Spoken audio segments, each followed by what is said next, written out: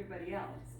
But Italy is more commercialized, there's more tourists, there's more things set up for tourists, whereas Croatia is maybe a tad bit more authentic. You know, the real people that are living there that you get to see, and more laid back. There's only 4 million people that live in Croatia. So think about that, it's a very small population by other standards. And of course it was part of Yugoslavia. There were the wars, they call them the Homeland Wars, that broke up Yugoslavia. And now Croatia has always been Croatia. It was a region within Yugoslavia, so it always had its own government and things, even while it was part of Yugoslavia, but now it's totally independent. So let's get into some of the pictures, and I just want to show you a couple highlights first. This is one of the national parks that we visit. Tremendous waterfalls that you see here. Visiting beautiful islands. This is the island of Bol and Dubrovnik. Dubrovnik is probably what you're most familiar with. Many times cruise ships will stop in Dubrovnik as the one place that they take people in Croatia. And it is just gorgeous like this, to see this old town that's so well preserved in the walls. This is also, Dubrovnik and many other sites are sites from Game of Thrones. I don't know if anyone watched Game of Thrones, but if you did, you'll see and recognize many things from it. And this was one of the main areas that Game of Thrones was filmed. So the map is going to show us what we're going to do on the tour, and actually we're going to let me change this out, because we do this both directions, and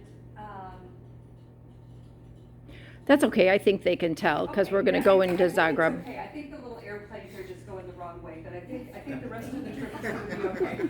But we do it in reverse, so there are 2 slideshows to do it the right way. Yeah.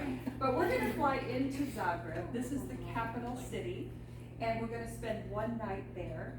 And then we drive down to the next stop, which is called Šibenik. It's an SH sound, Šibenik. And we spend 2 nights at a beautiful resort right on the water there. And then we get on to the yacht, and we're on the yacht for the rest of the trip. So it's really a great pacing. You just have those 2 hotels at the beginning, and then you're unpacked on the yacht and get to enjoy that. And we're going to go to all these islands and stop at each one that you see a name listed. There's actually 1,200 islands along the coastline. So that's why makes it going by yacht so beautiful, to see these islands and to see this gorgeous beauty. Not all of them are inhabited, but there are 1,200 of them, and we're gonna take you to some of the beautiful, beautiful ones. So then we finish in Dubrovnik, and we'll fly home from Dubrovnik at the end of the tour. So Italy is over to the west, so that's the Italy above the boot. You've got Slovenia to the north, just to give you a little orientation of what's here. And then Bosnia, it's labeled here on the map. To the south is the country of Montenegro. So here is Zagreb. Zagreb is this beautiful capital city. It kind of reminded me of Vienna in some ways because of the architecture. It has a really kind of that imperial feel architecture that you have there, with beautiful government buildings, beautiful opera house, a beautiful library, that are really just these gorgeous buildings that you have here. The town here's an example of that with the National Theater. The town is made up of a lower town and an upper town. The upper town is the oldest, and we're going to take you to the upper town as well. This is what's called the Stone Gate, and this was one of the main entrances into the city. And this is now a shrine because there was a statue of Madonna and Child on the gate. The city burned in this part of the town, and that image did not burn, although everything else burned up. So it's now a place where people come, and all of these placards that you see around it are all saying thank you for healing, thank you for different things. So it's kind of a unique shrine because it's right at the city gate. That's where they have that. Now, Croatian food is delicious. It's different in different parts of Croatia because it's part of Croatia is inland and part of it is along the coastline. So the inland part of it is real hearty foods with soups and stews and meats and things from that region. And along the coastline is a lot of fish and seafood and more Mediterranean style food. But it is really just wonderful. So this is kind of a sampler plate of some different things. So now as we travel to Šibenik, as we travel to Šibenik, you're going to see this beautiful city right on the water. We are going to stay at a very nice resort, and the hotels are listed in your flyer, so you can look them up and check them out. But this is the old town that we'll be visiting as well. And the up on the top that's lit up, this is a fortress that's up there. And during our free time, we climbed every fort, we climbed every bell tower, we did all these things to get a great picture by going up high. And you could do that too during your free time, but you don't have to do those more active things. You could people watch, you could do shopping, you could have a gelato, there's lots of, you can go swimming, there's lots of other things that you could do. But that was a fort that we went up to. This is the Cathedral of St. James. This was featured in the Game of Thrones, as well as the city of Braavos and the Iron Bank. But it's a very ornate and beautiful cathedral here. And now here is the national park, that waterfall I showed you at the beginning. It's called Kirka, and it's K-R-K-A, Kirka. Croatia has, I think it's 7 or 8 national parks, and they are gorgeous. Just look at how clear the water is here. And it's not just one waterfall, it's a series of waterfalls, and we take a boardwalk through the different areas. So you're seeing a waterfall here, and then you walk and there's a waterfall there, and you come down to the lower area and can view more waterfalls. It's just so pretty, but a really beautiful, beautiful walk that we do at the national park. There are places that you can view part of the waterfalls without doing the walk on the boardwalk. But I didn't feel like the boardwalk was all that strenuous either. Now here's the city of Split.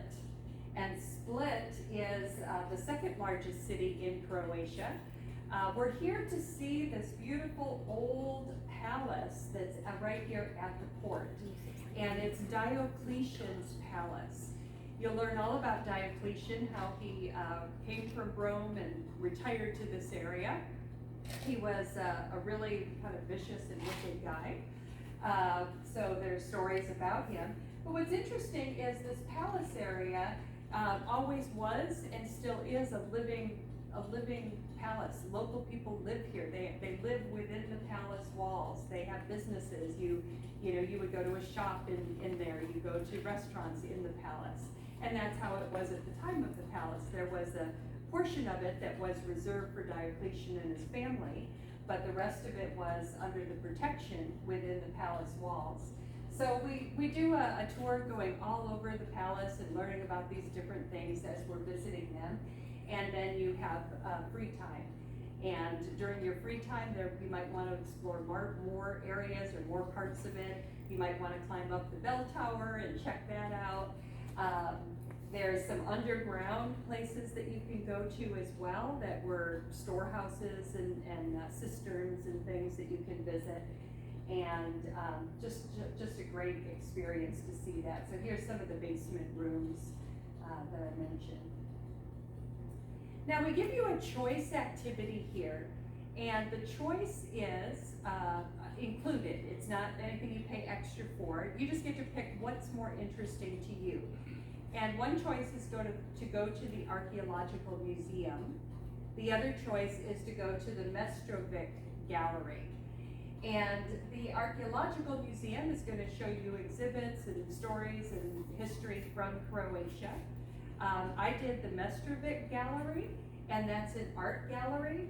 And as we were going places, everyone kept telling, like, you'd see little figurines and they'd say, this is Mestrovic. And they're like, where are you from? And it's in Illinois. And they're like, oh, Mestrovic has a statue in Chicago. And I was told this, like, I don't know, 6 times.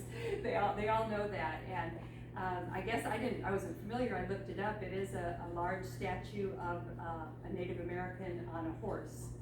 And there's some controversy now. They're trying some people are trying to get it taken down because it's showing, I don't know, a Native American on a horse. I think that's what they did, but that's something that's happening. So he has these beautiful sculptures. His where you go, the museum is actually his home. And there's statues in the garden, and then you go through the rooms in the home and see some of his artwork as well. The people that did the archaeological option loved that too. They said it was very good, very interesting. So it's just whatever kind of thing you enjoy, you'd have a choice to do on that. And then here is your ship.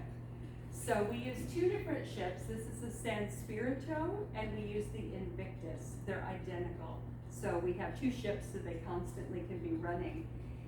And I'll point out the rooms here while we have it. There's 4 different levels. So starting at the bottom, you see the small windows, the small portholes. That's the lower level rooms. And I'll show you some pictures of the interior so you can get a feel for what that would look like.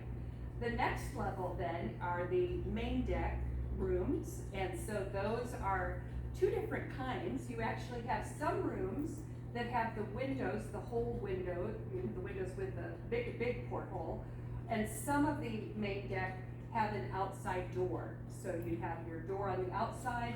The ones with the windows have a hallway inside. Then you have the next level, they call it the salon, and the salon is where the restaurant, where you have your meals, the bar, you'd have your port talks take place in the salon. And then on the upper deck, that is the sun deck, and that has lounge chairs, it has the hot tub up here.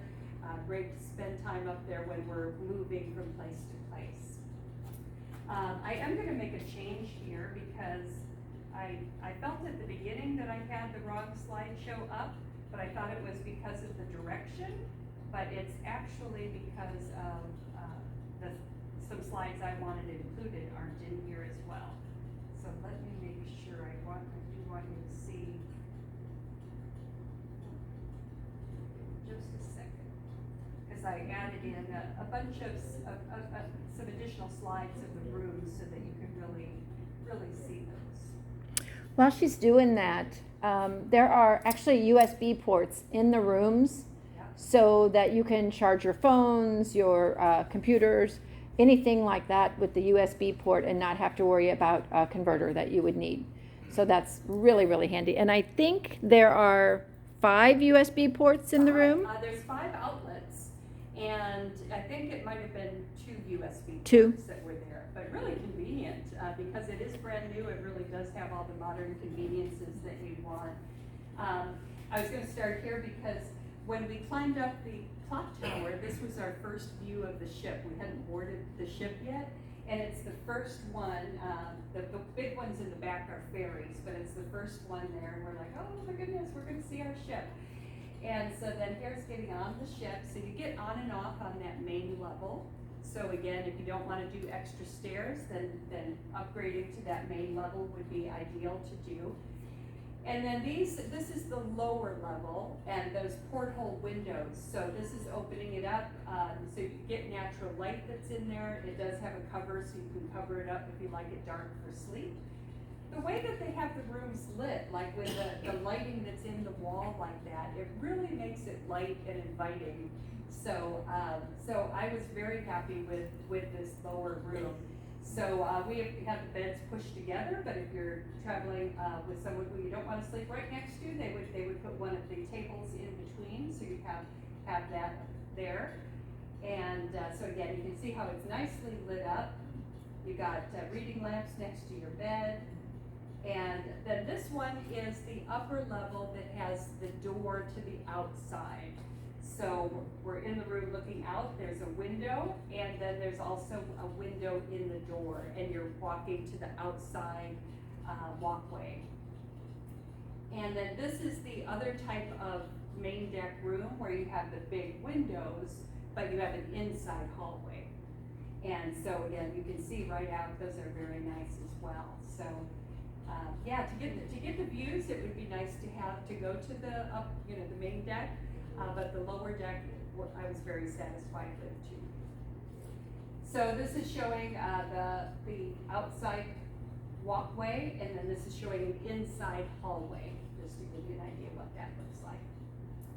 Bathrooms were beautiful, so it has this beautiful glassed-in walk-in shower and sink, and everything was just really nice. You can see also on the right-hand side there's a hair dryer, so that's taken care of for you as well.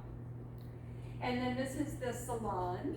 So this is where we had dinner, had talks about each port before we go out. The tour manager would give us a talk to let us know and give us ideas of what we might want to do during our free time.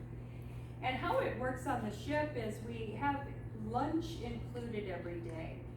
And dinners are on your own, so you get to go into town to have dinner.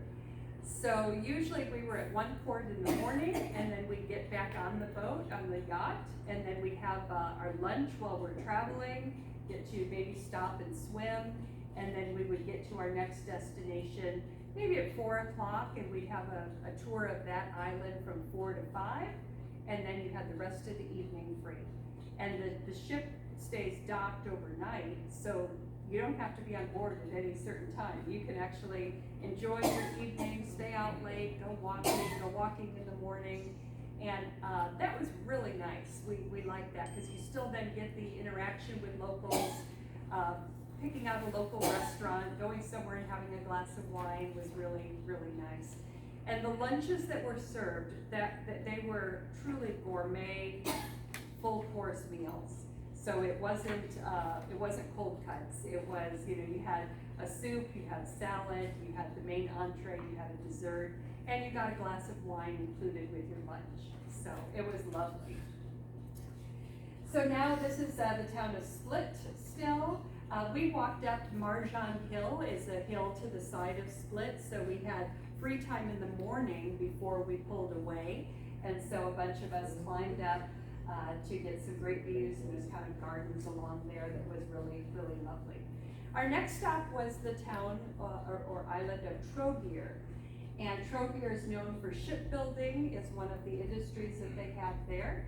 And it's just this lovely, quaint town that we got to see. They say you can't get lost here because it's really a small little area. The streets, you'll always come back out to the main area when you're there. So beautiful cathedrals, a great local guide. As we go to each island, there's a local guide that joins us to tell us about their island and what's special about it. And I always loved at night the sunsets or just seeing things lit up at night made it so cool, so nice. On the island of Bol, B-O-L, Bol, we go out and just see the beautiful water here. You have some free time to explore. And on this island, there's this beach that looks like this. They call it the Golden Cape. And it changes shape because it's just sand, so depending on the water and the waves, it might change its shape. But it's known for this unusual beach. And then while we're there, we do a wine tasting. So you'll have these great wines that you're getting with lunch and maybe as you're out on your own. But I was telling the back table, Croatia isn't known by us for their wine because they don't export a lot of it. So they keep it there because their wine production isn't really big enough to support the United States, for example. But very, very high quality wine. Even the family wine that a couple times they said, this is just our family wine that we grew and we make. It was delicious. So we go to a winery, get to do a wine tasting here. And then the next island is called Hvar. So it's H-V-A-R, Hvar.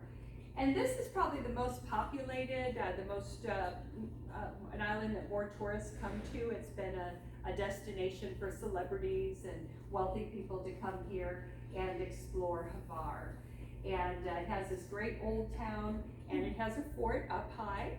This fort I thought was one of the most interesting as the fort itself, for a couple things. The walk up was a beautiful garden, and I love gardens, so you saw cactuses and all kinds of plants, and it was a beautiful walk up. And then you got to kind of climb all around in the fort and go into those different turrets and things. Now this one, you can take a cab ride up. So if you don't want to walk, there is an alternative. You can get a cab to drop you off, and then you could call a cab to bring you back down if you wanted to do that. This is the view from up on top. So it really gets you up there to see this beautiful view. You can see the islands that are out there. And again, this was just climbing around some of these different turrets that they had up here that we could explore. And here's the castle from a different view. I've got a view looking down there. And the city again. Havar is known for lavender. So they have lavender fields. It was a great opportunity for them to kind of diversify their crop and what they were known for, and lavender grows well. So you won't see lavender probably when you're there. I didn't see it when I was there because it's only a short time when it's actually in bloom. But you will see lavender shops like this that are selling the lavender and oils and things from the lavender. Beautiful sunset. There's the fortress on the top lit up at night. And now we go on to our next island, and the water. Look at the water. It was just so, we just couldn't get over how clear it was. You could just see all the way down to the bottom. And how pretty color blue then that it was as well. We're going here into the Blue Cave. And this was quite exciting. We transferred to a smaller boat, and then we're gonna go in that hole right there. And so the person that is in control of the boat, they're telling us stories and about it, and they know exactly how to get you in there. And you get in, and it's just beautiful. It's just glowing, just so pretty. There's a hole on the other side that light comes up and under and reflects through the water. And it was just breathtaking, just so pretty.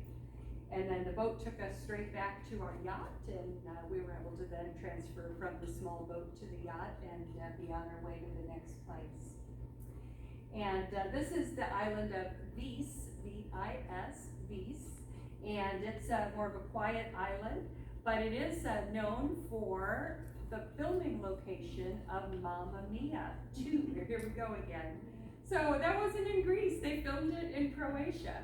And this was the island that they did it in. It's again another beautiful island that you'll get to explore. And you know, they're different. They you know, you're seeing another island, you're seeing another old city, you're seeing another fort, but it's all different. And they're known for different things, and the guide brings it alive for you to understand what's there. Now on this island, we do offer an optional tour. This would be something extra that you can add to it. So on this optional tour, we're going to take you across the island so you get to see more of the island than just the city. And we take you up to this beautiful viewpoint and looking down at the town of Bishivo is the name of the town. And it was just spectacular scenery to see the reflection on the water like this was so pretty. And then we went and did a farm to table dinner. So we went to this farm.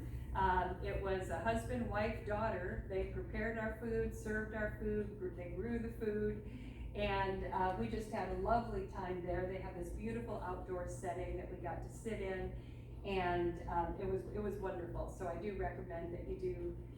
There's 2 options on this tour. This is the first one. Recommend that you do that. So our next island is Korčula, and Korčula is possibly the home of Marco Polo. There's a couple places in the world that claim that, but Korčula is one of them. And here's the alleged Marco Polo home. So maybe it is, maybe it isn't. But it has wonderful streets, and the streets are all designed to take advantage of airflow. And so they're not straight streets. They're all curved, kind of like a fish, like the skeleton of a fish would be curved like that out from the main road. And so that is to capture the winds, to bring it in to cool the city, and makes it quite interesting that they were able to think of that and do that. And just so you know, what we did here during our free time is we actually rented bikes. And they had e-bikes, which is a bike that has a battery that make it, it's like you do 1 rotation and it gives you like 3 rotations worth of power.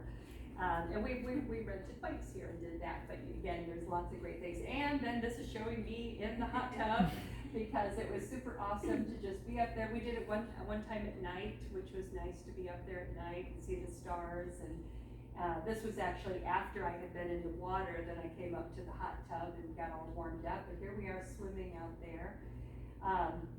Somebody brought an inner tube, and I thought, oh, okay. And then once we started swimming, it was like, oh, that was a really good idea to have an inner tube.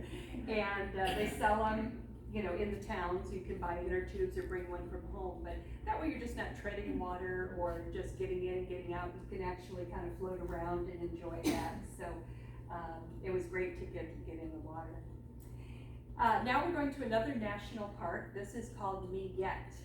And Yacht National Park has 2 lakes, and we're going to take a walk. This is another place that we do a little bit more walking. And we're going to take this beautiful walk through nature, and then we come to the 2 lakes that are there. And then we get on a boat, and we're actually going to go out on the bigger of the 2 lakes. And we're going to come to this island in the lake that has a monastery. And this is one of the little prayer chapels of the monastery that you'll see here. But this is Yacht, and beautiful, beautiful part. Next is Slano, and Slano is the port city here. And this is getting pretty close to Dubrovnik now. We offer an optional tour to go to the town of Stone. And Stone is more inland. And a couple things about Stone are that they're known for their oysters, and they're known for these city walls. So, and you see the walls going up, and kind of unusual how they're going around the mountain like that. It was great protection. You'll learn in Dubrovnik that the walls were never breached, and here it was very secure as well. They're also known for salt. So they have salt, I don't know if you call them salt terraces, salt ponds, but they have salt that is from this area as well. So by taking the option, you get to see this city. And then, here we walked up the fort, so this is showing walking up. And then we go out on a boat, a small boat, to go out into the oyster area. And they pull up the oysters that are hoisted up there so we can see, we learn about how they grow and harvest them. And then you get to do some tasting. So you get to eat a couple oysters, and they also have clams that are there. The oysters are raw. The clams are cooked. I ate a raw oyster. It's not my favorite, but I took one for the team, and I did it. And then we go to dinner. This option also includes a dinner. And the dinner, one of the things they serve is roasted oysters, and that was a little bit more palatable. But that was just like the appetizer. Then you get to select a full meal that you get in addition to that. So it's a very nice extra option. If you don't do the options, you would just have free time, just some downtime, something that you might want to do instead. And now we get to like the crown jewel, Dubrovnik, this beautiful, beautiful city. It is just amazing. And again, you can see the different colors of water there. We're gonna take you to kind of this point here, and then a small boat is gonna pick us up to take us into the old harbor, because the old harbor is only for local boats and ferry boats. And so we're gonna kind of make this grand entrance into the city, meet our local guide who's gonna walk us around and tell us some of the stories of Dubrovnik. And this is a very living city as well. There's people living within these walls. You'll be able to walk around and see different things. A highlight during free time was walking the city walls. So you can pay a little extra to get an entrance into the city walls. They have you go one way. It takes about an hour and a half to walk the entire city walls. But you get great viewpoints, get to look down at the city.